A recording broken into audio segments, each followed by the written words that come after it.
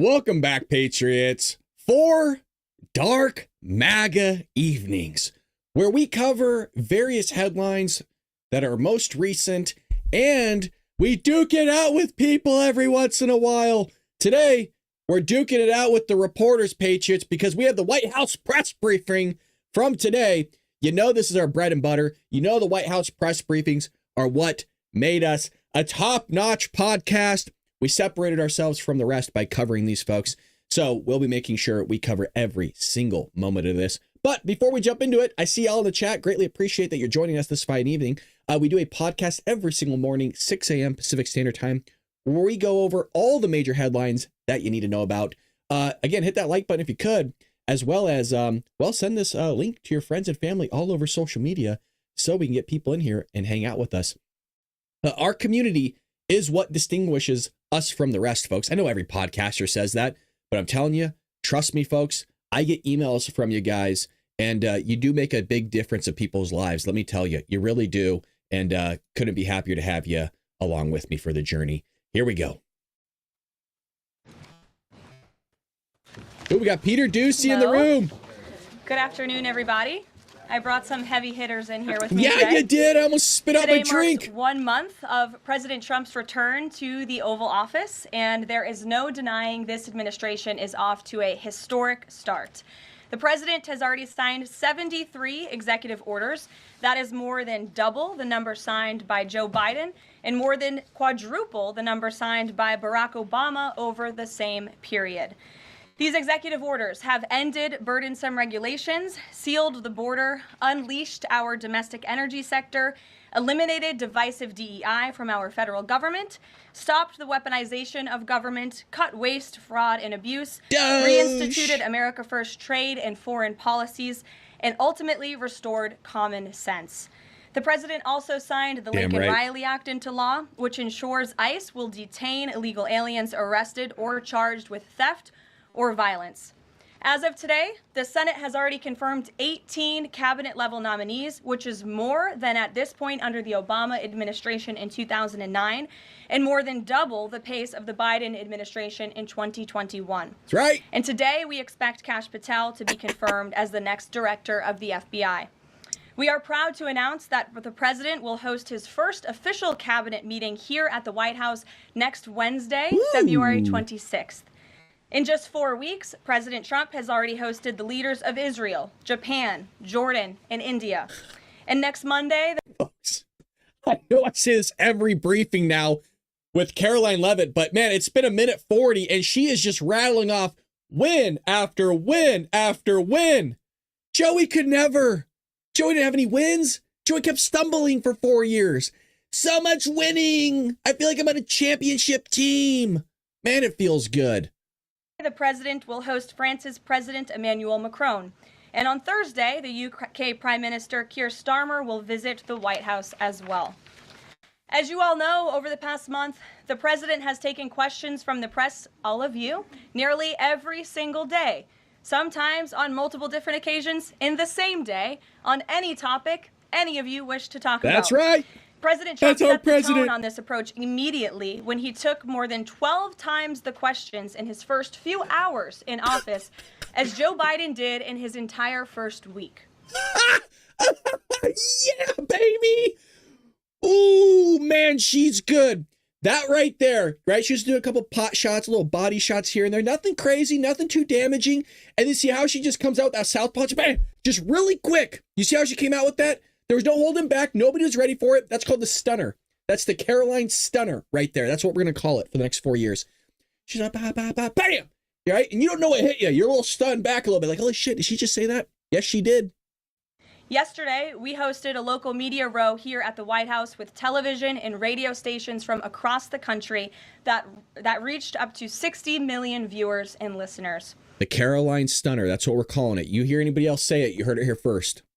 In our ongoing pursuit of transparency on this 1 month celebration, I am thrilled to bring 3 of my colleagues and our policy experts here at the White House to further recap this incredible first month of accomplishments in greater detail. We have Deputy Chief of Staff for Policy and Homeland Security Advisor Stephen Miller, the director of the baby. National Economic Council, Kevin Hassett, and our National Security Advisor, Mike Waltz. I will hand it over to them. They will deliver brief remarks on the accomplishments of this administration in the first month, and then we will open it up to Q&A. When we open up the Q&A portion, I do ask, for the sake of efficiency in this room, that you direct your question to the principal you seek an answer from, and I will call on you in this room. But first, I will let them roll through their remarks, and first up, I'll turn it over to Stephen Miller. Yes, we get Stephen on the podium. Dude, I'm a big Stephen fan. I love this guy. This guy's a straight shooter, man. Oh. Come on, Stephen. Thank you. It's great to be back. #1 fan. And I want to just thank you all for joining today, our 1-month celebration of the most historic opening to a presidency in American history. No president comes close to what Donald Trump has achieved over just the last 30 days. He has packed 8 years of transformative action, restoring this nation, restoring our laws, restoring fairness, restoring economic opportunity, restoring national security in just 1 month. No one in this country has ever seen anything like it. And when you look at the consequentiality and the significance and the transformative nature of the actions he's taking, it truly defies description. For example, in just one area, this nation has been plagued and crippled by illegal discrimination, diversity, equity, and inclusion policies. It's strangled our economy. It has undermined public safety. It has made every aspect of life more difficult, more painful, and less safe. He has ended all DEI across the federal government. He has terminated all federal workers involved in promulgating these unlawful policies. He has ended diversity, equity, and inclusion in all federal contracting. He has restored merit as the cornerstone of all federal policy, restored the full, fair, impartial enforcement of our federal civil rights laws for the first time in generations. And he has cracked down on individuals across this government and nonprofits who have engaged in illegal racial discrimination against the American people. Give it to him, This Stephen. includes making clear to every educational institution in this country that ending diversity, equity, and inclusion, ending unlawful race discrimination is a precondition of receiving federal funds. He has also saved women's sports by ending the participation of men in women's sports. He has ended radical gender ideology. Gee, Stephen, damn, man. Off script. The guy's off book. You notice that guy hasn't looked down once, and he's killing it. Thank you, Sharon, for that 19 likes, 49 in the room. We got to hit that like button a lot more. Thank you. I appreciate that. Let's do it. Across the entire federal government, and he's pressured the private sector to also end and combat radical gender ideology. He's reestablished the scientific and biological truth that there are only two sexes in this country, male and female, that those are biologically based determinations. They are not based and can never be based on gender identity. That includes rooting out of the Department of Defense all DEI policies, all critical race theory, all gender madness. And once again, having a military that is focused solely and exclusively on readiness, preparedness, and lethality. As I'm sure Kevin will talk about more, of course, he has undertaken a historic cost-cutting effort across the federal government, launching the first ever Department of Government Efficiency, uncovering corruption on a scale that we never thought imaginable, terminating every single federal worker that we have found to be engaged in the corruption and theft and the waste of taxpayer dollars, and already saving $50 billion in a single year, which over a 10-year period would be $500 billion. Just think about how vast and enormous that sum is. Of course, as you all know, he has renamed the Gulf of Mexico to its correct and proper name, the Gulf of America. He has renamed Mount Denali into Mount McKinley, part of a historic effort to restore patriotism and national pride all across this land. He has ended the weaponization of the federal government, restored the Department of Justice to its true mission of combating threats to this nation and keeping the American people safe. I got to pause it. I'm sorry. I need a break. I need a second here. Stephen is just going full blown off book, off script.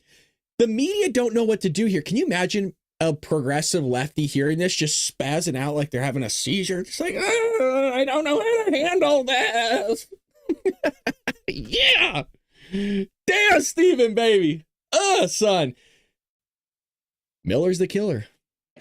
He has ended all federal censorship of free speech. This has been one of the greatest crises that has plagued this nation. Yes, sir. Years and years and years of the federal government violating the First Amendment to take away Americans' right of free speech. President Trump has ended that, and he has demanded that all federal workers, all law enforcement, cease any effort to intimidate the rights of Americans or to police their speech. He has also restored the death penalty at the Department of Justice, including for illegal aliens who commit murder, including for those who murder cops, and including for all of those who threaten Americans with heinous acts of violence. The death penalty is back. Law and order is back. The streets are being made safe once again. On the public health front, he has launched the nation's first ever commission, the MAHA Commission, Make America Healthy Again, following the historic confirmation of RFK Jr., to finally uncover the true root causes of the public health crisis in this country, the childhood disease epidemic in this country, the spiraling rates of pediatric cancer, and devastating childhood sickness. I'm sorry, I got to make sure I do read these donations. Travis Cobb says, "Dark MAGA time." You're damn right. Look at that ad, huh? Dark MAGA. And then he comes out with the $2. It says, "Bald Brad and Bald Steven both killing it. Thank you. Make baldness great again, huh? Look at this guy." He has finally created a situation where the federal health agencies in this country will be focused on preventing disease, on keeping children from getting sick in the first place, not sending them to a lifetime in and out of hospitals, suffering needlessly, when we can find ways to prevent this epidemic of illness. Then, of course, on Homeland Security.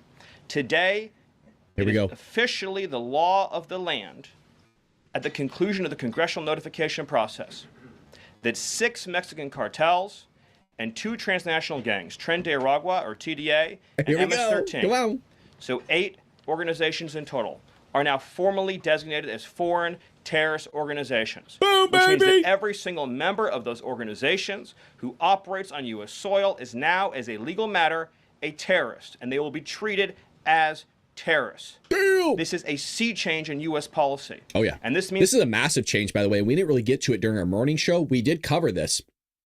But now that they're deemed as terrorist organizations, if you are found to be working with those said organizations, you are royally effed, by the way. It goes up a big gap from what we were doing before. So game changer. Is the Department of Justice and the Department of Homeland Security, along with the rest of U.S. law enforcement and the Department of Defense, are now operating in a legal reality where these cartels are recognized as terrorists. And there will be a whole of government effort to remove these terrorists from our soil and to degrade their ability to threaten or undermine any American security or sovereignty interests. Border crossings, since the day he took office, are down 95%. Boom, baby! I think it's almost impossible to even describe the scale and scope of that achievement. President Trump, within days of taking office, cut border crossings 95%. And those few who have dared to cross are being either prosecuted or deported. They're either facing significant jail time for trafficking, smuggling, harboring, aiding, impeding, or they're being immediately removed from our soil. Either way, at the end of the process, they are going home. He's re-implemented Remain in Mexico, and he has obtained historic cooperation from foreign countries all around the world in accepting their deportees back. And he has used the United States military to fully seal the southern border with a historic deployment of both active duty and National Guard troops, resumed the building of infrastructure. He has opened up Guantanamo Bay, and he's using military aircraft to carry out deportations all across this country. And ICE is joining with ATF, DEA, and FBI to carry out the largest deportation operation in American history. The criminals are going home. The border is sealed shut. America is safe, sovereign, proud, and free. We are a nation that everyone in the world understands all across this planet. You do not come here illegally. You will not get in. You will go to jail. You will go home. You will not succeed. Yes. This is the... Yes! It's relentless, but in a good way. What did we do to deserve this? Was it because we had to, I mean, we basically went to hell and back dealing with the Democrats, Obama and then Biden. Is it because we were subjected to them for so long? The Lord's like, okay, we'll give you this. We'll give you Trump back. It's fine. He's going to fix it. It's nice. It's really nice. And we're back. We are so back. It feels good. Biggest and most successful change in any area of law enforcement that this nation has ever seen, and he did it in under 1 month. Thank you. Attaboy, Steven! Boom, baby! That's not one you want to follow up with. I hate to be this guy, the next guy. Steven just killed it. I don't know why Steven had the paper in his hand. He has a paper in his hand. I know you can't see it because my big old head's in the way, but barely used it. Nice job, Steven. Thank you, Caroline. Thank you, Steven. One of the things that President Trump cares most about is job creation, and it was about 7 years ago I had the honor of joining you in this room for the first time, and it looks like we've created a lot more jobs in the last month. Look at how many people are here. My estimate is about 180, but I didn't count. So thank you. It's really an honor to be back here. I think that I just want to go over a few things and then hand it off to Mike. The first thing is that the president has told us to prioritize fighting inflation. And he had to do that because, as you know, President Biden let inflation get completely out of control. And he did it with policies that made no sense. They made no sense. A lot of times you people say to us, our friends the journalists, why are you doing that? But I like to think, why did they do that? Why did they spend so much money? And then why did the Fed print so much money so that we had inflation as high as we... This guy sound like he's stuffed up? Like, huh? There's so much inflation that I don't... Sounds like that lady we saw this morning. You know what I'm talking about? That lady that with the glasses that we were talking about that we were cracking up, kind of making fun of a little bit. I worked for Trump last year. We've ever seen since Jimmy Carter. So why did they do that? So we're addressing inflation. We didn't have to address it in the first term because it was always in the ones, almost always. But we're going to get it back there. And how are we doing it? Well, we're doing it with a plan. Here we go. That President Trump and I and others have talked about in the Oval that involves like every level of fighting inflation. First, the macroeconomic level. We're cutting spending. We're cutting spending in negotiations with people on the Hill. We're cutting spending with the advice of our IT consultant, Elon Musk. And then we're also looking into supply side things, like restoring Trump's tax cuts, maybe even expensing new factories so that there's an explosion of supply. If you have an explosion of supply and a reduction in government demand, then inflation goes way down. And then one of the things that you want to say is, well, when are you going to see it? Well, the first thing that you'll see when the markets believe that we're going to get inflation under control is that the 10-year Treasury rate goes down, because that's how they think about future expected inflation. And so we're still going to see some memory of Biden's inflation. Yeah. It's not going to go away in a month. But the 10-year Treasury before the last consumer price index had dropped about 40 basis points. 40 basis points because markets were optimistic about our ability to fight inflation. 40 basis points is kind of not a fun thing to say. Economists talk that way. I apologize. But the way to think about it is, for a typical mortgage, if that affects the mortgage rate, then it's going to save a typical family buying a house about $1,000 a year. And that's just in our first month. Okay. The second thing we've done is we've had a lot of trade talks. In fact, I was just meeting a minister from Mexico with Howard Lutnick just a couple of hours ago. And we're talking about reciprocal trade, and we're also talking about the fentanyl crisis. And so reciprocal trade is about our government treating other governments the way they treat us. We want trade to be fair. It turns out that Americans have been disadvantaged by foreign governments over and over, and President Trump wants it to stop. And the fact that struck me as most noticeable when I started to look at what President Trump was asking us to do is that last year we have data, U.S. companies paid $370 billion in taxes to foreign governments. $370 billion. Last year, foreign multinationals paid us $57 billion. Whoa! We have 1/4 of world GDP. They have 3/4 of world GDP, and we're paying 370. They're paying 57. This is not reciprocal. We're going to try, or we're going to fix it. The other thing that we've done is we've had an all-of-the-above energy approach that's led by Doug Burgum and Chris and a really large team, EPA. And we've already made so many actions that are going to affect the price of energy and lower inflation. We've opened up 625 million acres to energy exploration. We've cut 50 years of red tape. that makes it so you can't have permits. And we've even made it so that when you go home, if you get a new one, then you can take a shower or flush a toilet or read under a light bulb. We're doing that too. So finally, let's just think about like the facts that we can see right now that we think are awesome. So guess what? Small business optimism has gone up by the most ever since President Trump came in. ISM, which is the measure of what's going on in manufacturing, it's expanding again for the first time in years. CEO confidence is the highest it's been in years. And the reason people are thinking this is that our policies give people cause for optimism. And then I want to reiterate what Stephen truth to that, Miller for sure. said, because it's so important, and it's so important for financial markets to start to digest this, that if, say, the Treasury Secretary or any cabinet secretary with Elon Musk is able to find some savings, say $100 billion, well, in CBO land, that's actually like about 10 times that, or maybe 12 times that, over a 10-year window. And so when you're thinking about the negotiations right now over reconciliation and thinking about, well, 4 trillion, 5 trillion, well, those numbers in terms of the savings are going to end up being small because of all the waste that we're finding.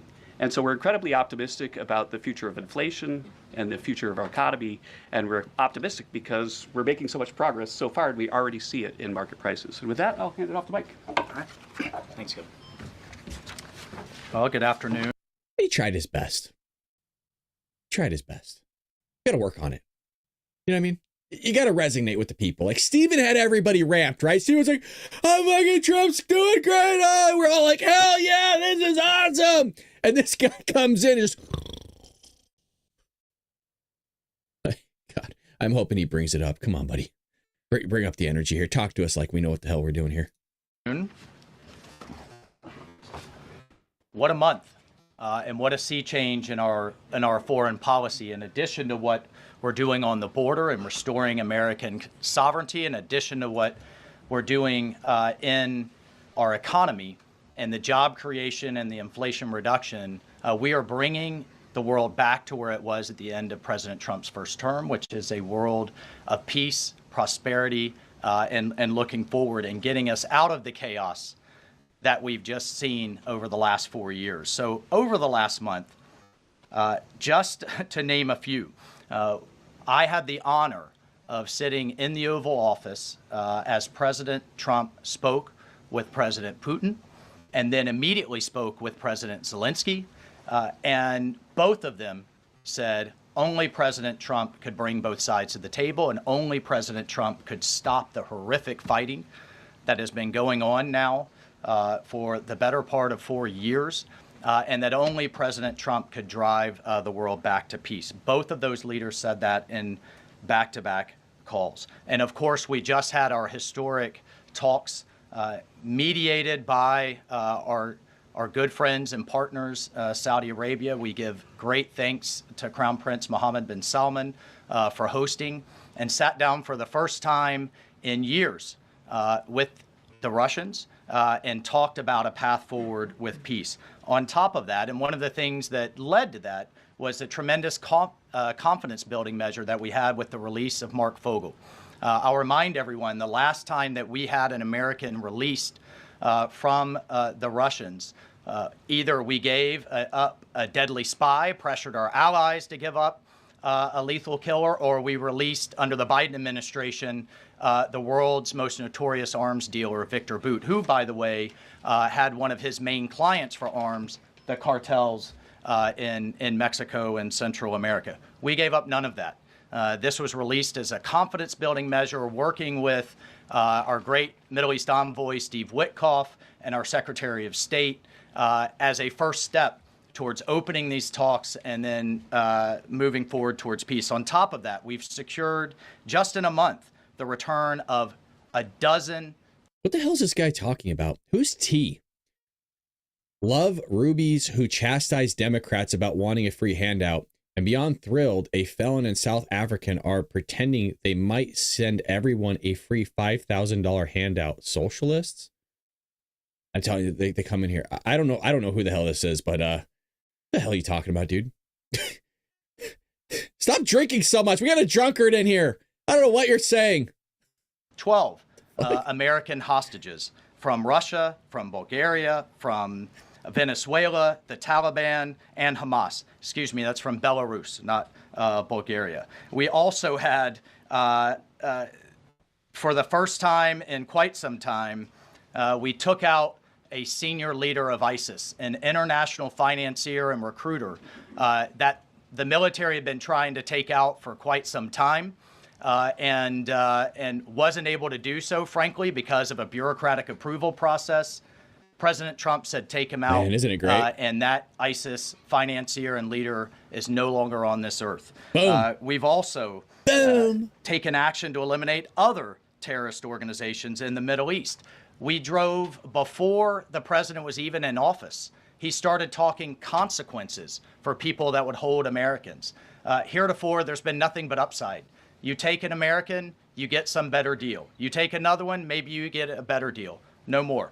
There is now nothing but downside for taking Americans illegally, either as hostages or illegal detainees. And when President Trump sent a very clear message across the Middle East, but particularly to Hamas, that there would be all hell to pay, we suddenly saw a breakthrough. And now we just saw the release of yet another group of hostages. There have been dozens now, including 2 Americans that we've seen once again reunited with their families. As part of the talks with King Abdullah, he offered, and I think the entire world is graciously accepted, to take 2,000 sick children, cancer patients, and others out of Gaza as a humanitarian gesture.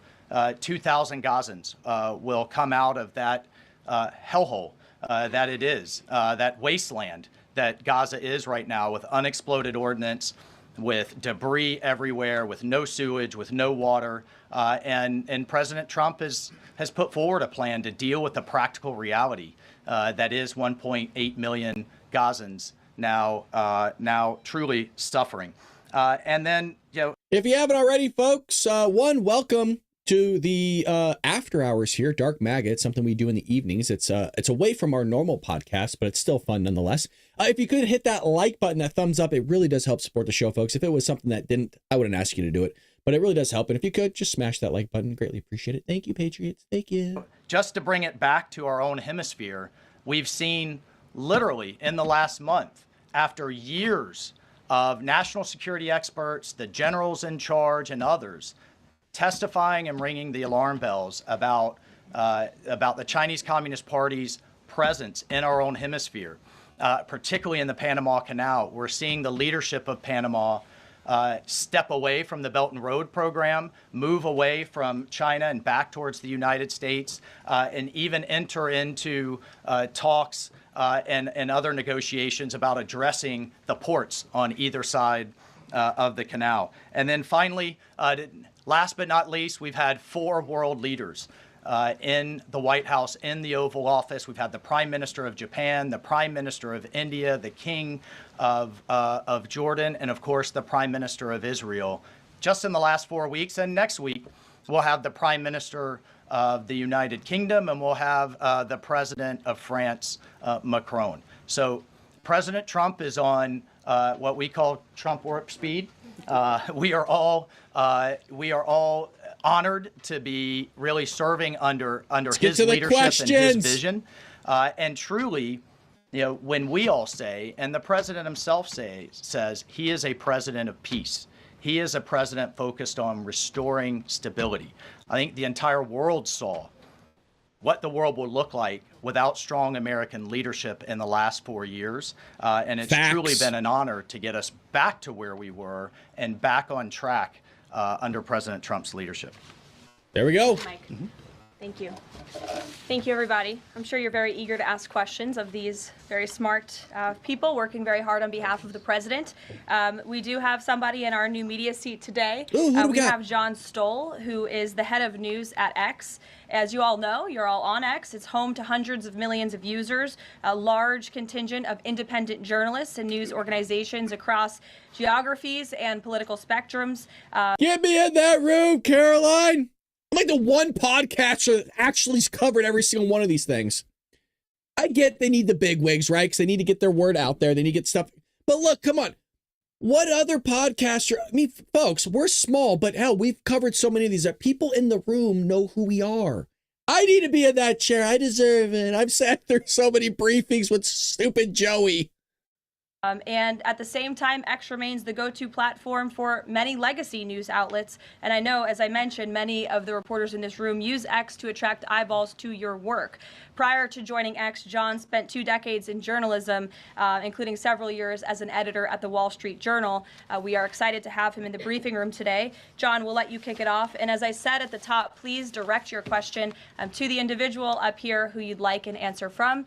John, why don't you begin? All right, thank you very much. I am sitting in for a thriving ecosystem of journalists, independent and emerging news organizations who do depend on X for publicity. We always pause because we want to see who's in the room. We got the freaking gladiator.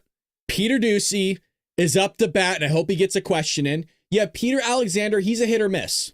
He's the one that was kind of sparring early on with Karoline Leavitt. He's not somebody you want to spar with unless you know your shit. We want a question from her if possible. He's from OAN, Daily Wire, so any one of these 3 is great. I'm trying to see who we got in the back. Anybody important? Not really. Okay, Phil's here. Phil's isn't in the house. I don't see Ed. He's not a bad pick, though, every now and then.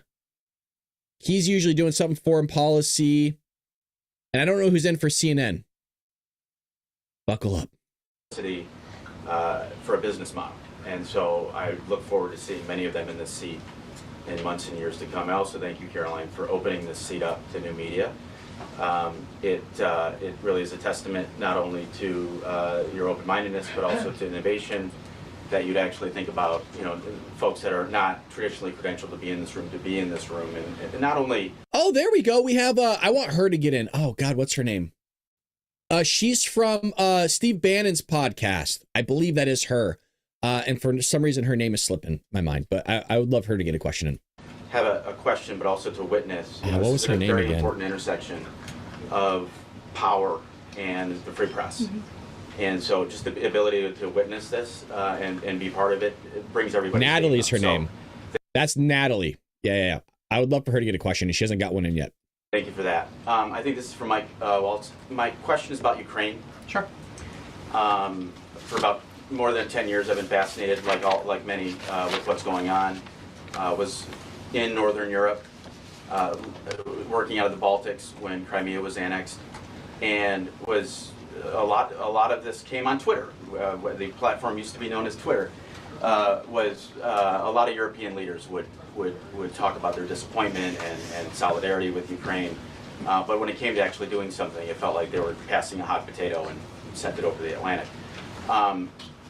I wonder how much of what we're seeing right now out of the administration and President Trump is a call to Europe and the European leaders and the allies that we've traditionally had to pick up that hot potato and start doing something a little bit more concrete to win and preserve the peace in Ukraine.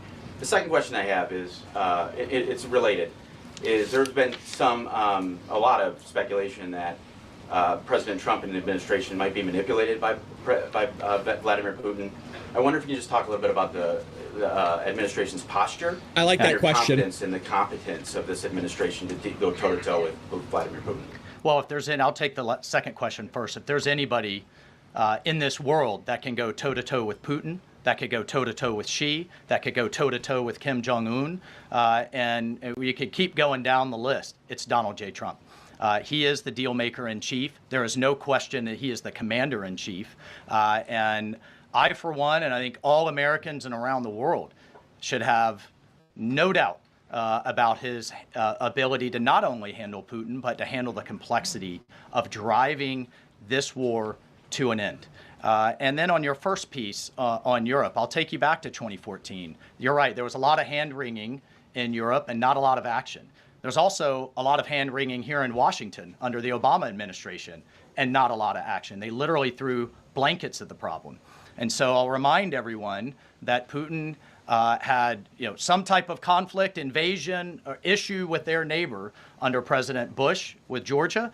under President Obama with Ukraine 2014, not under President Trump 45, and again with President Biden in 2022. The war should have been deterred. The war should have never happened, and I have no doubt it would not have happened under President Trump and will stop under President Trump again.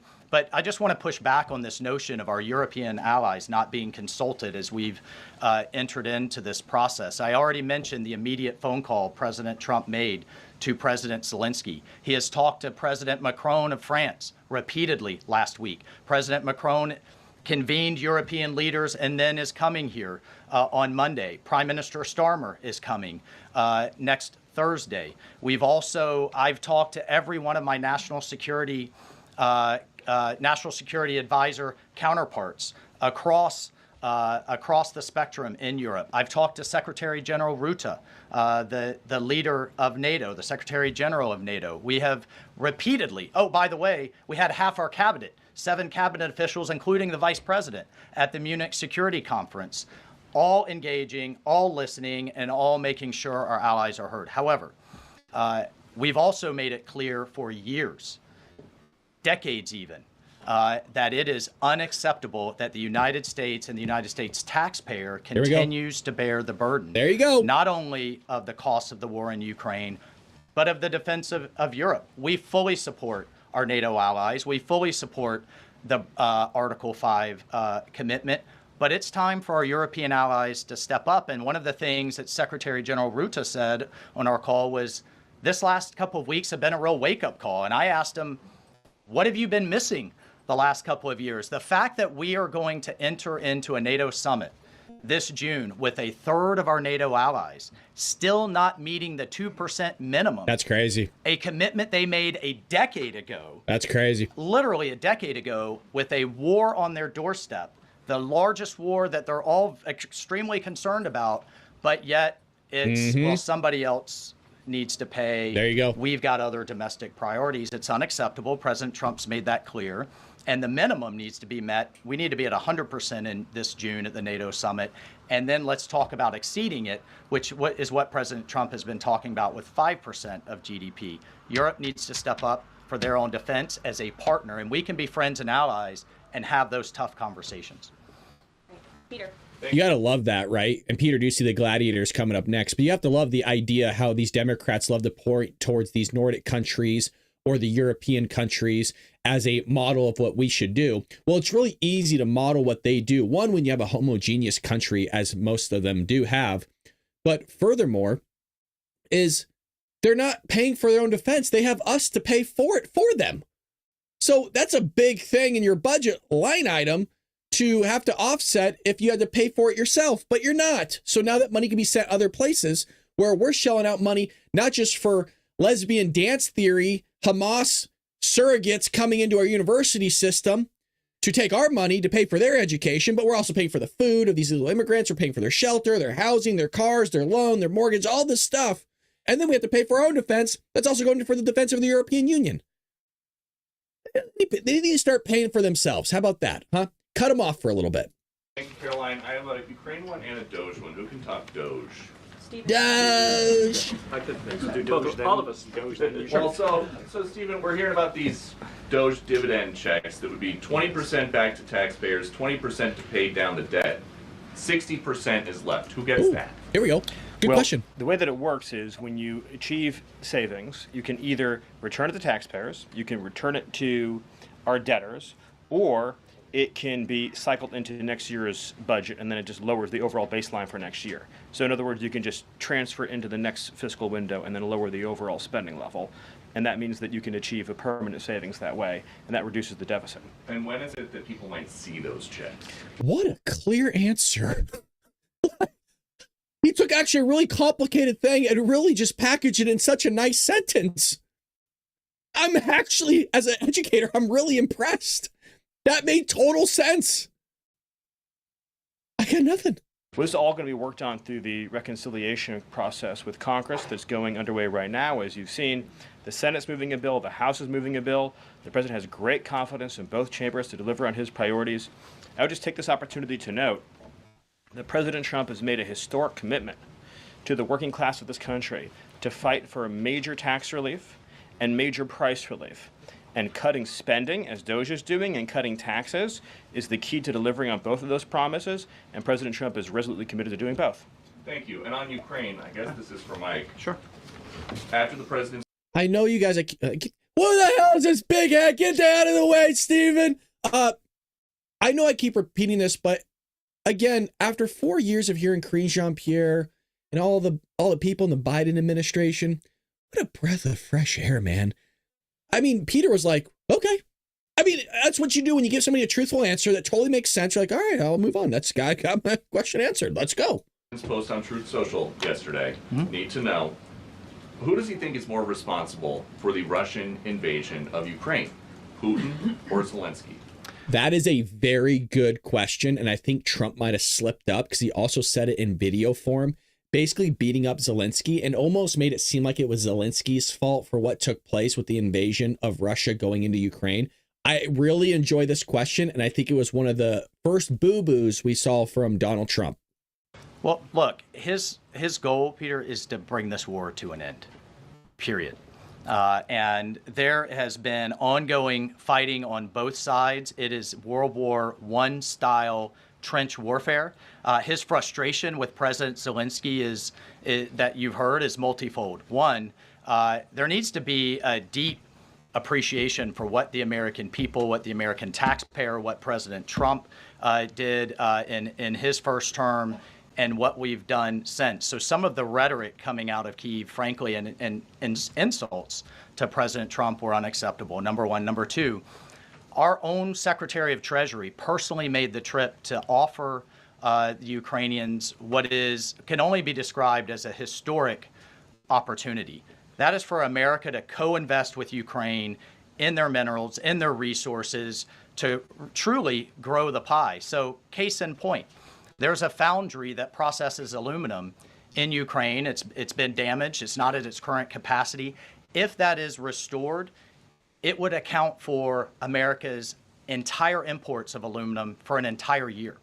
That one foundry. There are tremendous resources there. Not only is that long-term security for Ukraine, not only do we help them grow the pie with investments, but we do have an obligation to the American taxpayer in helping them recoup the hundreds of billions that have occurred. So, rather than enter into some constructive conversations about what that deal should be going forward, we got a lot of rhetoric in the media that was incredibly unfortunate. And I could just tell you, Peter, as a veteran, as somebody who's been in combat, this war is horrific. And I think we've lost sight of that, of the literally thousands of people that are dying a day, families that are going without the next generation. And I find it kind of, frankly ridiculous. So many people in Washington that were just demanding, pounding the table for a ceasefire in Gaza are suddenly aghast that the president would demand one and both sides come to the table when it comes to Ukraine, a war that has been arguably far greater in scope and scale and far more dangerous in terms of global escalation to U.S. security. And I do have one for Karen.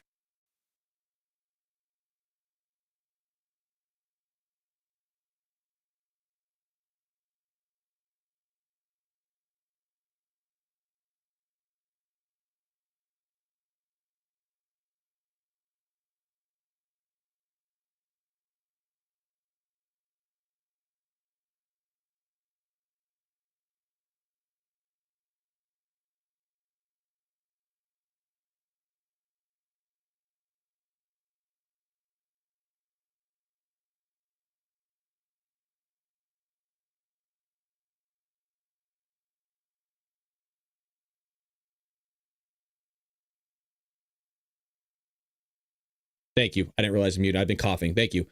I'm going to say something here where I think you guys might push back on, but I always told you I'm going to be honest with you, right? And give you my honest opinion. And yes, I apologize for muted. I didn't want to keep coughing into the mic.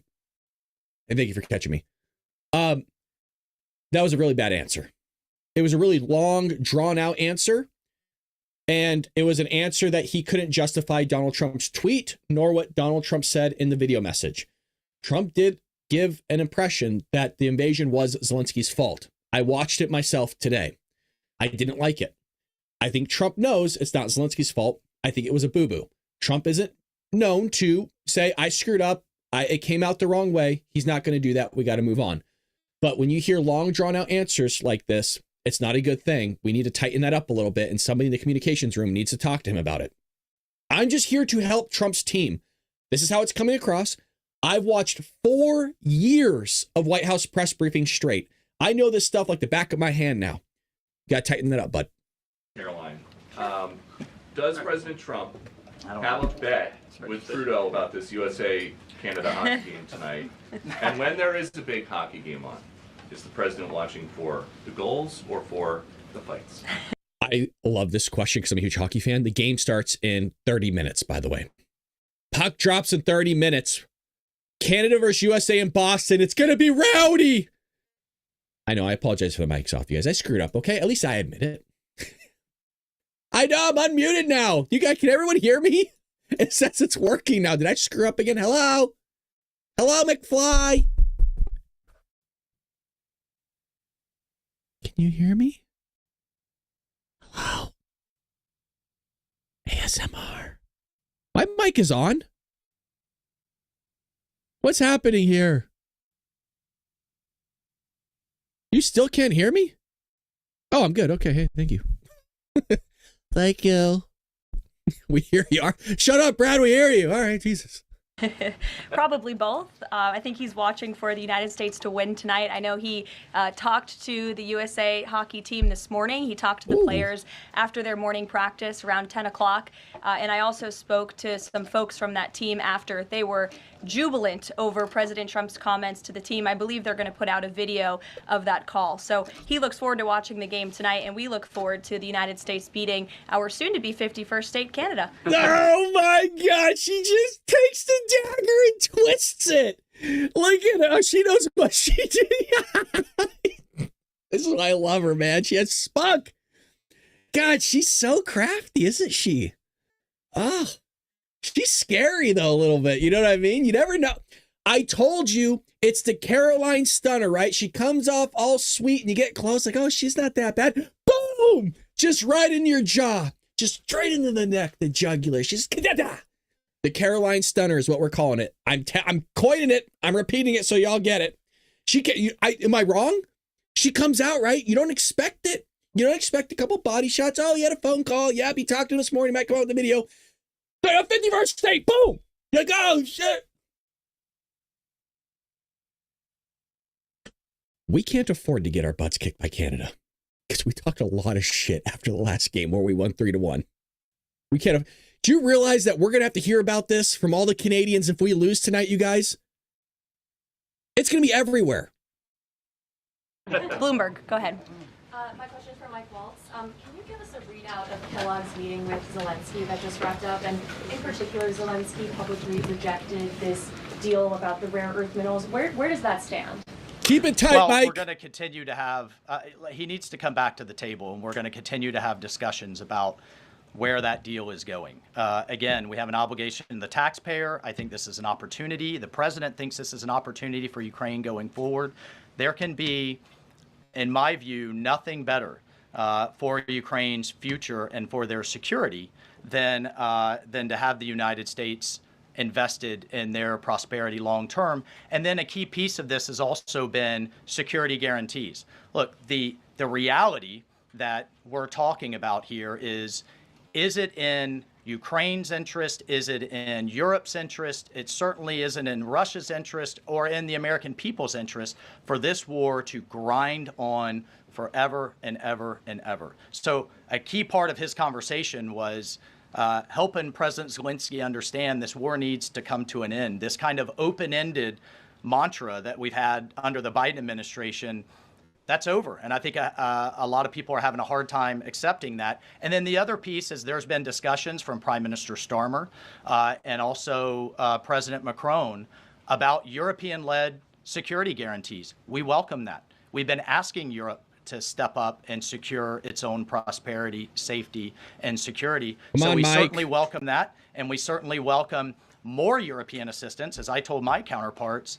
come to the table with more if you want a bigger seat at the table. And we've been asking for that for quite some time. And has Russia pushed for sanctions in your talks with them? And have you consulted with international partners and allies about potentially rolling back sanctions in these negotiations to end the war? The talks with our Russian counterparts, both with my counterpart, the National Security Advisor, Secretary Rubio's counterpart, the Foreign Minister Lavrov, it really was quite broad, focused on what is the goals for our broader relationship, but very clear that the fighting has to stop to get to any of those brighter goals. And as a first step, we're just going to do some common sense things like restore the ability of both of our embassies to function. And again, this is common sense in foreign policy world. They call it shuttle diplomacy. We have to talk to both sides in order to get to both sides to the table, and both sides have said only President Trump could do that. Deanna. Thank you. My question is for Mike Waltz. All right. Sorry. The president has called Zelensky a dictator. Does he view Putin as a dictator? And does he want Zelensky out of power? I know he's called for elections. And then thirdly, the head of the Defense Committee in Ukraine's parliament just has claimed that the U.S. has stopped selling weapons to Ukraine. Is that true? A lot of good questions, and very similar to what we saw from Karoline Leavitt in her first White House press briefing, her second one. She got a similar question that was about Putin. And we all said she needed to be very careful. This is a good test on how she's going to answer it. And she did a phenomenal job. She kind of sidestepped it. You do not want to call Putin a dictator, even though we don't like Putin. What you need to get here is you don't want to say anything bad about the guy. You're negotiating things. You're on the right track here to resolve this. Let's see how Mike answers this, because Mike's not an idiot. Well, most of our... Okay. Sorry, Travis. I thought he was like, you got to read it. Okay. Weapons that have gone to Ukraine have been part of a drawdown authority where we've literally taken them out of our stocks and then eventually through appropriations started buying them again to refill our stocks. I'll just state that there has been a lag in a lot of that process. So many of our stocks, as we look at our operations around the world, are becoming more depleted. That's one of the reasons many people have had a lot of concern about when does this end? How much is it going to take? How many lives will be lost? How much will we spend? As a member of Congress, we repeatedly asked the Biden administration those questions, and we never got a satisfactory answer.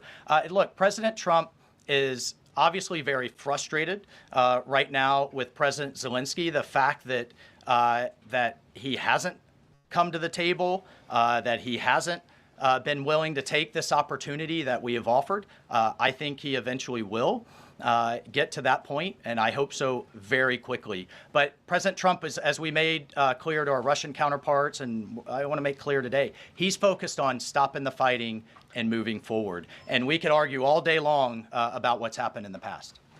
Reagan.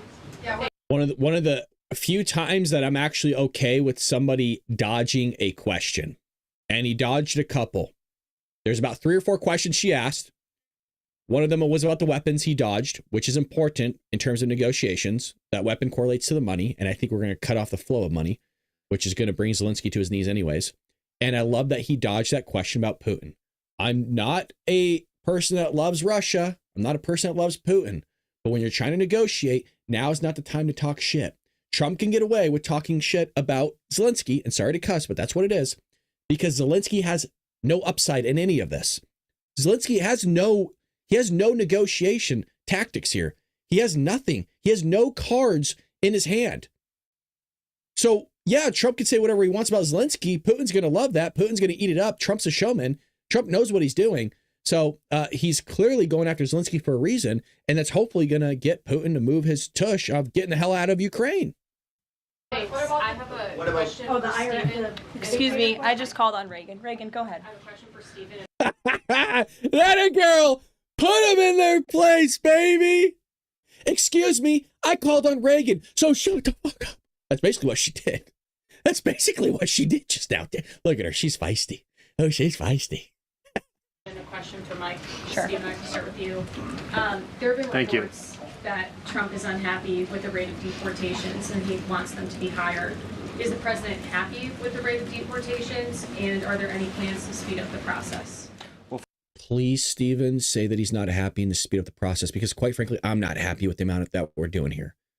We need to triple or more this whole thing.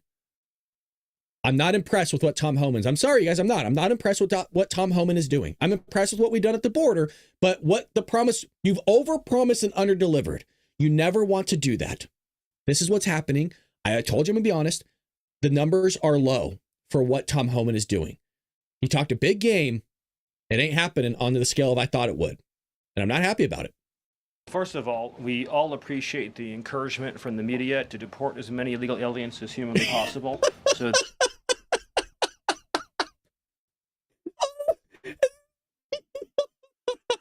his IQ level is so high. That was so well done, Stephen. Damn. He's such a smart ass, isn't he? He knows what he's doing. Oh, God, he's the best. We don't need we don't need Mike. We don't need the other two guys up there. We just need Karoline and him. That's all we need.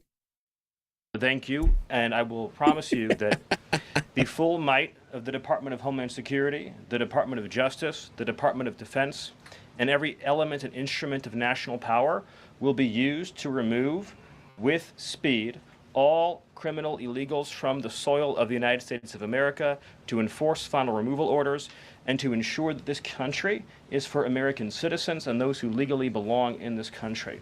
We inherited an ICE that was completely shuttered. We inherited a Department of Homeland Security whose sole mission was to resettle illegal aliens within the United States of America. In 30 days, the president sealed the border shut, declared the cartels to be terrorist organizations, has increased ICE deportations to levels not seen in decades, and we are shortly on the verge of achieving a pace and speed of deportations this country has never before seen. Thank you. And Mike, there have been reports that there's some underground opposition to Trump's pick for Undersecretary of Defense and Policy, Elbridge Colby. Have you or anyone from the administration been personally lobbying senators to support Elbridge Colby? Look, I've worked with Bridge Colby in the past. He has the president's full support to be the Undersecretary of Policy, which will be a critical policy arm for Secretary Hegseth going forward that will implement a lot of these policies. And really, that's been to the extent of it. I think there's been a lot of kind of, breathless, I don't know, back and forth in the press, but we're full speed ahead to get the president's team in place so we can implement his America First policy. Thank you. Mike has spoken pretty extensively. Does anybody have questions for Stephen or for Mr. Hassett? Nobody wants to talk about the economy? Sure. IRS? Okay, go ahead. This would be for either one of you. So we reported, several other outlets have reported that about 3,500 people are due to be lose their jobs at the IRS by the end of the week. Mm-hmm. If the goal of these spending cuts across the federal government has been to reduce the debt, why impose some of the deepest cuts we've seen so far at the agency responsible for raising revenue for the federal government? Well, part of the cuts from what we covered this morning were probationary, and you don't need all those IRS agents to go out and run audits. So I'm curious on how he's going to answer this.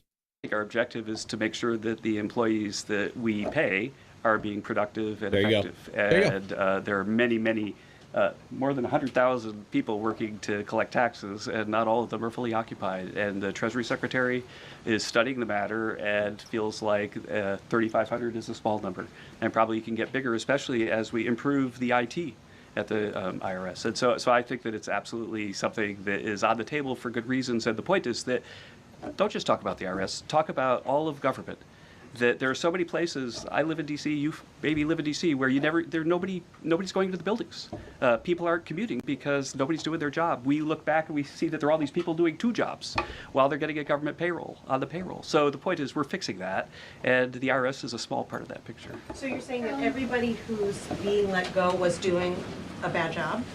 I'm saying that we're studying every agency and deciding who to let go and why. And we're doing so very rationally with a lot of support from analysis. Because we're being told by a lot of people who have been let go at other agencies that they were told they were being dismissed because of poor performance, when in some cases they haven't even had a performance review yet because they've only been on the job a couple of months. Yeah, I've never. Okay. So what? I'm confused here. When did we start loving the IRS? Could somebody tell me that, please? When did we start bending over for IRS? What the fuck? I'm sorry. I shouldn't have cussed. What? When did we start being in their corner? When did we all start becoming buddy-buddy and caring about what happens to the IRS? What the hell happened here? Never seen a person who was laid off for poor performance say that they were performing poorly. Okay. Karoline? Good point. Sure, Caitlin. In all my years, hand to God, I've never seen. I can't even talk right now. My mind was freaking blown on that. I have a question. I'll start with you, Kevin Hassett. Thank you for being here. And then I've got a question for Mr. Waltz. On these potential checks that you might send out from Doge, is there a concern as you're thinking through this that they could be inflationary? Oh. Holy crap. She actually asked a good question.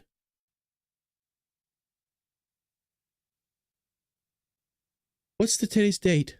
February 20th, 4:41 Pacific Standard Time. Somebody notate it. It's probably going to be the only time we ever hear a legit question from her. I have that same question, by the way. And that's what I brought up this morning, right? We got to be careful that this won't have an inflationary effect. Here we go. Oh, absolutely not. Because imagine if we don't spend government money and we give it back to people, then if they spend it all, then you're even. But they're probably going to save a lot of it, in which case you're reducing inflation. Okay, and also, when the government spends a lot, that's what creates inflation. We learned that from Joe Biden. Oh, that's not true. Oh, that's a tough one, folks. That one hurt me. No, they don't end up saving it. That's rough. Yeah, you guys, they did a study on it, and they did it with the stimulus checks, and they said if you were to receive more money, like say if we were to pay off your student loan debt, basically, and we gave you a free money, which is basically what's happening here. It's not free money, right? It's just your money going back into your pockets. They asked Americans where they would spend it on. They said travel, leisure, and like video games and stuff like that. It wasn't going back in the savings. That was a. And so if we reduce government spending, then that's reduces inflation. And if you give people money, then they're going to save a bunch of it. And when they save it, then that also reduces demand and reduces inflation. Okay, so you're not worried about it. And no, Mr. Waltz, to follow up on Peter's question, you wrote in an op-ed. I'm not satisfied. I hate to say it, guys. I don't like that answer. The fall of 2023 that, quote, Putin is to blame, certainly like Al-Qaeda was to blame for 9/11. Do you still feel that way now, or do you share the president's assessment as he says Ukraine is to blame for the start of this? Why, you see the media's intention here, you guys. Why do they keep effing with the negotiations? We're trying to end a war that's killing hundreds of thousands of young men. Why do you need to ask stupid ass questions like this? Is he gonna call him a dictator? Oh wait, you think it's still his fault? Shut up. We're trying to save people, you idiots. Shut up with these stupid questions. We don't like Russia that much. Putin is a fear warmonger. We don't like him. But shut up with these stupid questions and trying to ruin it. God. That pisses me off, man. That one pisses me off because people are dying and lives are being ruined. These mothers are losing their sons. The wives are losing their husbands. The kids are losing their fathers. And you got to ask a stupid ass question like this.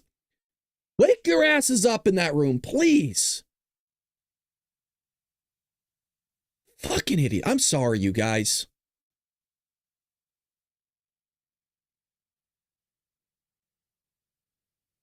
Well, it shouldn't surprise you that I share the president's assessment on all kinds of issues. What I wrote as a member of Congress was as a former member of Congress. Look, what I share the president's assessment on is that the war has to end. And what comes with that? What comes with that should be, at some point, elections. What comes with that should be peace. What comes with that is prosperity that we've just offered in this natural resources and economic partnership arrangement. An end to the killing and European security and security for the world. The president's not only determined to do that in Europe, He's determined to do it in the Middle East. And just a few months ago, we had an administration that had tried for 15 months, week after week, sitting with you here and couldn't get us to a ceasefire, couldn't get our hostages out. Now we're at that point. We're back to maximum pressure on Iran, and we have just begun, and we will drive towards a ceasefire and all of those other steps. I'm not going to pre-negotiate or get ahead of the sequencing of all of that. It's a very delicate situation, but this is a president of peace, and who here would argue against peace? Okay, so you do share that assessment. And can I follow up? In 2017, go ahead, then Jordan. President Trump. Go ahead, Can I just Jordan. follow up really You quick? just had 2 questions, May Caitlin. I Jordan, just- go ahead. I have an important follow-up. Jordan, from go my ahead. So, Go ahead. Mr. Hassett, you were speaking about. She learned. Karoline learned. If you recall, the former person of CNN, Karoline called on somebody else in the back. He said, "Oh, I thought it was him." And she said, "No, I called on Lindsay." And he stepped in and then took the reins. And I said that was a learning moment for her because you're the one that needs to control all these freaking vultures. That was a good job by Karoline to put her in her place. And it could have been anybody. It could have been Phil. It could have been Peter that she'd done that with. She needs to take control early on and not allow this to happen and nip it in the butt. Nice job. Tariff revenue. Go ahead. So, Go ahead. Mr. Hassett, you were speaking about tariff revenue, and you also addressed a question about the IRS. President Trump has spoken about replacing income tax with tariff revenue, especially with all this waste, fraud, and abuse that we're seeing cut. Is that a possibility? Absolutely. And in fact, if you think about the China tariff revenue that we're estimating is coming in from the 10% that we just added, plus the de minimis thing, that it's between $500 billion and $1 trillion over 10 years is our estimate. And that's something that is outside of the reductions that markets are seeing through the negotiations up on the Hill. And so we expect that the tariff revenue is actually going to make it much easier for Republicans to pass a bill, and that was the president's plan all along. And then I have a question for Stephen Miller about Doge. So you spoke about Doge. You said roughly $50 billion is set to be cut in a year of waste, fraud, and abuse by unelected bureaucrats. We're hearing this ironic narrative from the president's critics and the left-wing media that Elon Musk is an unelected bureaucrat and he's doing all this terrible stuff. Isn't one of Doge's objectives to get rid of the federal bureaucracy, the deep state? And also, who was running the White House when Joe Biden was in office? Because I don't know a single person who believes it was Joe Biden. Yes. I like this guy. I like this guy a lot. I don't know who the hell he is, but I'm really starting to like him over these last few weeks. Good questions and completely biased. And that's our boy, Phil, always working. Shout out to Phil. Always has the damn pen in his mouth, looking down, getting work done. The guy's one of the best in the room. You're tempting me to say some very harsh things about some of our media friends. Yes, it is true that many of the people in this room for 4 years failed to cover the fact that Joe Biden was mentally incompetent and was not running the country. It is also true that many people in this room who have used this talking point that Elon is not elected fail to understand how government works. So I'm glad for the opportunity for a brief civics lesson. A president is elected by the whole American people. He's the only official in the entire government that is elected by the entire nation, right? Judges are appointed, members of Congress are elected at the district or state level, just one man. And the Constitution, Article 2, has a clause known as the vesting clause, and it says the executive power shall be vested in a president, singular. The whole will of democracy is imbued into the elected president. That president then appoints staff to then impose that democratic will onto the government. The threat to democracy, indeed the existential threat to democracy, is the unelected bureaucracy of lifetime tenured civil servants who believe they answer to no one, who believe they can do whatever they want without consequence, who believe they can set their own agenda no matter what Americans vote for. So Americans vote for radical FBI reform, and FBI agents say they don't want to change. Or Americans vote for radical reform on our energy policies, but EPA bureaucrats say they don't want to change. Or Americans vote to end DEI, racist DEI policies, and lawyers at the Department of Justice say they don't want to change. What President Trump is doing is he is removing federal bureaucrats who are defying democracy by failing to implement his lawful orders, which are the will of the whole American people. Thank you. Thanks, Steve. Thank you Clear. very much, everybody. I'm looking at the clock. We've almost had an hour of time. I know a couple of these individuals have a meeting to get to at 2 p.m. So you're welcome to follow up with my team for further questions. We're going to let these guys get back to running the United States government. And we will see you all later. President Trump will be speaking at 3 o'clock at the Black History Month reception. So thank you. It's good to see you. We'll see you in a bit. Thanks. Are you going to the Black History Month reception, Mr. Miller? Nice job. Okay, good press briefing. I like the way it was handled. Stern at times when you need to be. And yet a variety there, which I like how she handled. She saw that there was an individual not getting a lot of questions and saying, hey, does anybody have any questions for this individual? Because they came to answer your questions. So I love that. I have nothing to complain about. A couple mistakes there, here and there. That's always going to happen. We're being nitpicky. Trump made a boo-boo. That's going to happen because Trump talks a lot. And there's, it is going to happen. So appreciate that. Will be the end of the Dark MAGA podcast because I want to watch the hockey game. It starts in 9 minutes. And I can't stream it. I will, you guys, YouTube is like, I'm on a microscope with YouTube. So I got to be careful here. So I'm going to go into my living room and I'm going to watch the hockey game, as should all of you. Root for Team USA, because that's the last thing we want to hear is Trump talking shit to Canada. And then we lose against them. And then we have to hear about it. And I don't want to hear about it. So the boys better come out banging tonight.